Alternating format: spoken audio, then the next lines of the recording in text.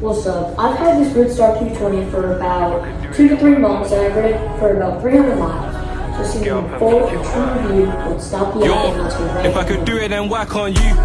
Get up and make it work. Ain't no way that I'm sitting around. It's now or never. I'm picking it first. You can't tell me that I won't make it.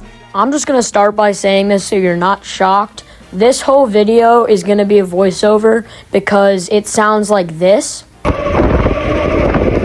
And it sounds like that for most of the video except for when I'm stopped. So I'm going to talk like this so you can actually understand what I'm saying.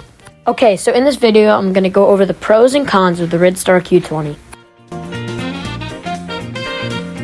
Pro number 1 is obviously going to be the price. This is a more budget bike and it's really a good bang for your buck. Assuming it's only $1,000, you're getting so much value for your money.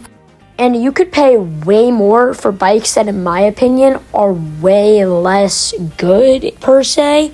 For instance, their speed, their quality overall, their suspension. Just, it's a really good price for what you're getting.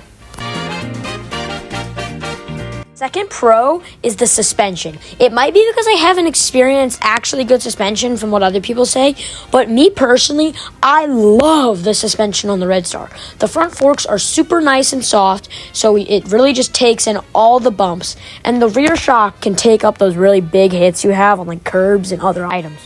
Also, this is kind of random, but look at this. When I was riding, this kid on a Talaria XXX passed me.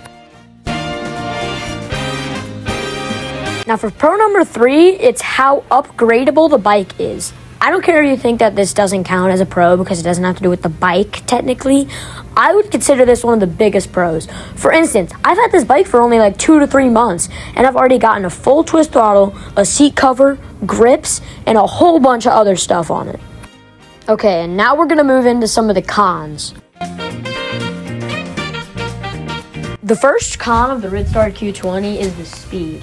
I got the 1500 watt version, which goes 32 miles an hour when you're on it. It says 34, but really it's like 32, which for me is totally okay. But if you're wanting something more like a surron level speed, you're going to want to buy something with more power.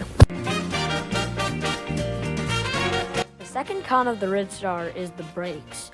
They're not bad, but if you're trying to do something where you're like really stopping, and if you're doing skirts where you lock your back tire, that will immediately make him squishy and stop working.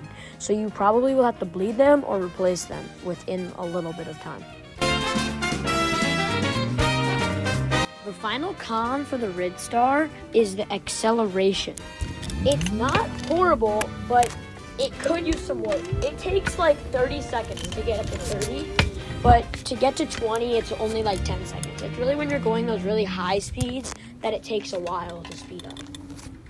Overall, the Ridstar Q20 is a great bike, and I would totally recommend you to get it. I couldn't fit all the pros in there because I wanted to have an even amount of pros with the amount of cons. But overall, definitely pros outweigh the cons.